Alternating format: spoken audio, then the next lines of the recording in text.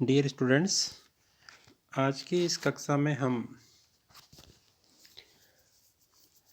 विश्वविद्यालय अनुदान आयोग के संबंध में चर्चा करेंगे।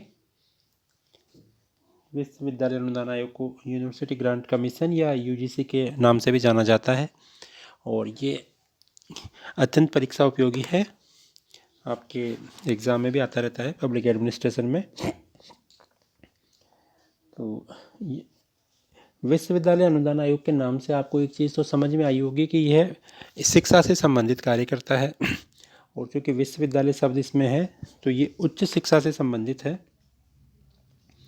भारत में संविधान में आरंभ से ही जो शिक्षा है वो एक राज्य सूची का विषय है, किंतु 1976 में 42वें संविधान संशोधन के द्वारा शिक्षा को समवर्ती सूची में शामिल कर लिया गया। समवर्ती सूची वह सूची होती है जिसमें केंद्र और राज्य दोनों के लिए कानून बनाने के अधिकार होता है। दोनों अपने अपने क्षेत्र में रहते हुए कानून बना सकते हैं। तो समवर्ती सूची की जो 25वीं प्रविष्टि से जहां शिक्षा को सम्मिलित किया गया है, वहीं ये भी कहा गया है कि शिक्षा का ये कार्य संघ सूची की प्रविष्टि 63 से 66 के प्रावधानों से मर्यादित रहेगा। संघ सूची की 65वीं प्रविष्टि में केंद्र सरकार की शिक्षा विषयक दायित्व का उल्लेख भी किया गया है, जिसमें यह भी कहा गया है कि शोध और अनुसंधान एवं वैज्ञानिक व तकनीकी संस्थाओं में उच्च शिक्षा की संस्थाओं से समन्वय मानकीकरण का निर्धारण का दायित्व केंद्र सरकार वहन करेगी। इस प्रकार शिक्षा चाहे राज्य सूची का विषय हो या अब समवर्ती सूची का विषय हो, उच्च शिक्षा के मानक निर्धारण और समन्वय का दायित्व संविधान ने स्पष्ट तौर पर केंद्र सरकार पर आरोपित किया है। केंद्र का यह दायित्व भी है कि वह उच्चतम शिक्षा के देशव्यापी शैक्षणिक स्तर में समन्वय और साम्य स्थापित करने का कार्य करे।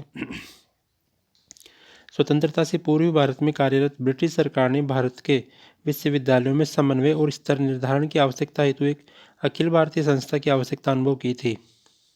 सर्वप्रथम 1970-80 में कलकत्ता यूनिवर्सिटी कमीशन ने भारत सरकार को सुझाव दिया था कि विश्वविद्यालय को वित्तीय सहायता उपलब्ध कराने के लिए एक पृथक निकाय की स्थापना होनी चाहिए।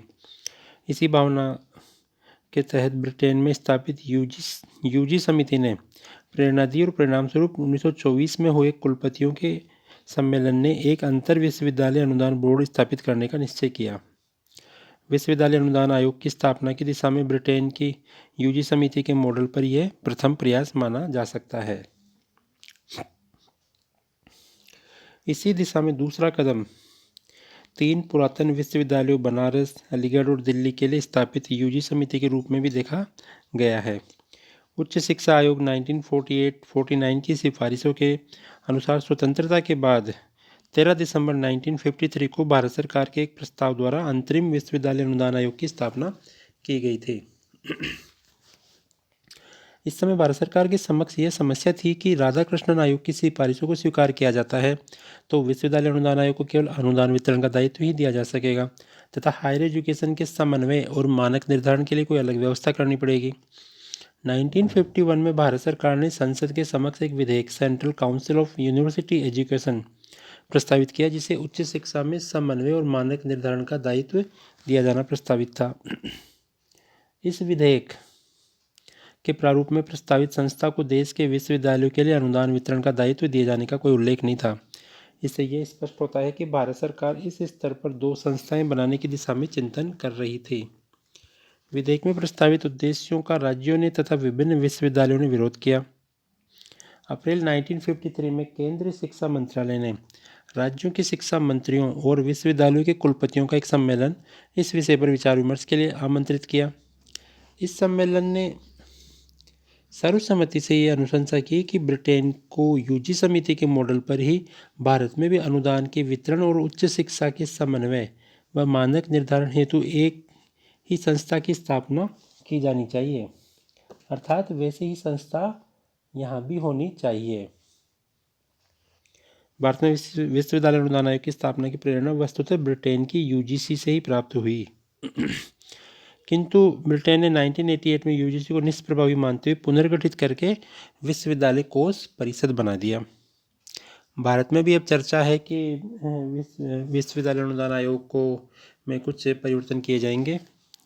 ऐसे परिवर्तन प्रस्तावित भी हैं और संभव है कि सरकार शीघ्र ही ऐसे परिवर्तन कर भी दे।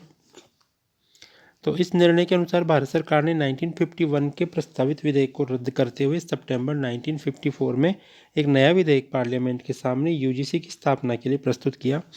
यह विधेयक संसद की प्रवर समिति के समक्ष विचारार्थ दे दिया गया, जिसकी सिफारिशों को भारत सरकार ने स्वीकार किया और अंत में संसद ने विश्वविद्यालय अनुदान आयोग अधिनियम 1956 पारित कर दिया।